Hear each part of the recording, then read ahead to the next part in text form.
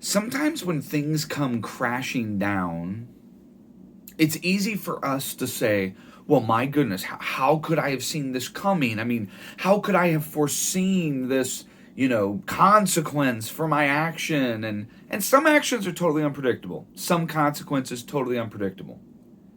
But I've noticed, like whenever churches begin to split or whenever chaos begins to ensue, oftentimes we don't see it because we have ignored or silenced or chosen to not listen to the prophets. Here's one of the things I've found about a prophetic voice. Number one, a lot of people think that they are prophetic because they are able to say mean things to people. That's actually not what a prophet does. Prophet isn't just sent to say mean things, and they're not the ones that just have the courage enough just to say it how it is. That's actually not what a prophetic voice is. Oftentimes, whenever people, especially students that I work with, talk about, I just feel like I'm called, I have a prophetic voice, I remind them that prophets were some of the most lonely, ostracized, and even berated people in the entire Bible. And a lot of the times, they were berated and mistreated by their own people, by the people closest to them. So usually I say, okay, you have a prophetic voice? Well, just be careful what you wish for. But one of the things I find fascinating is that I believe that God, every church I've been in, there's always been this one person that has a wisdom and an insight that no one takes serious, but usually proves to be frighteningly obvious. I've even known something about this. Yes, we can talk about the prophetic voice as somebody that does something miraculous, but oftentimes prophets are able to see everything clearly. But what's even more startling is that whenever the prophets start to lay out what it is, all of the evidence was right in front of us. We just chose not to see it. Out of self-preservation, because we just simply did not want to engage the consequence. That's one of the other things I've found about prophets. Sure, they're able to see how things fit together in a way that frankly at times is startling. But number two, prophets are ruthlessly committed to this truth. Actions have consequences. And most of the time, what we mistake as prophetic utterances is merely a person holding the mirror up to us saying, do you see your actions? And now do you see the consequences? I know right now I'm starting off and it seems really abstract. So let me make it more clear by diving into Daniel chapter 5.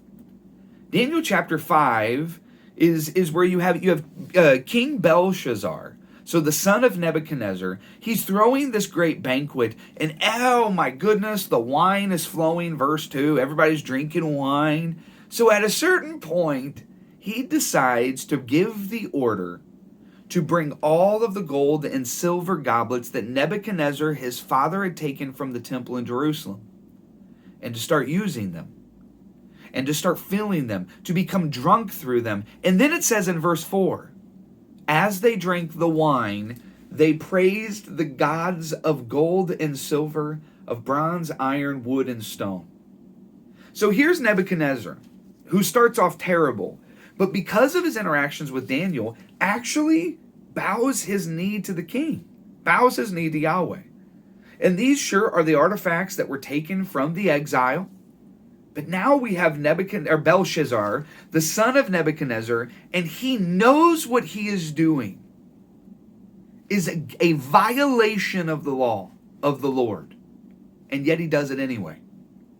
Then all of a sudden, if you know the story, all of a sudden a human hand appears and begins writing on the wall something that the king did not understand. No one at the party understood. And even whenever the king started inviting in all of his enchanters and diviners and all of his magicians, no one knew what it said until the queen finally said, there was a man that your father really heralded, and his name was Daniel. Call him.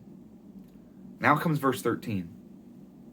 So Daniel was brought before the king, and the king said to him, are you Daniel, one of the exiles my father the king brought from Judah? I'm going to come back to that word exiles.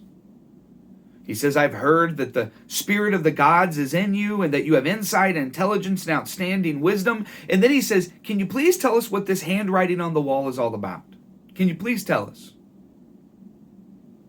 Daniel then begins to not just interpret it, but he begins in verse 18 by recounting the story of Nebuchadnezzar, by retelling the story of Nebuchadnezzar's conversion, fall, and restoration to his son.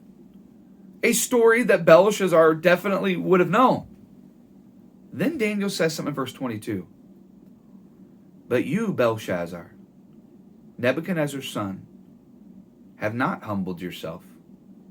Now listen to this, though you knew all this. Isn't it interesting, Belshazzar, that you've called in a prophet to tell you something you already knew?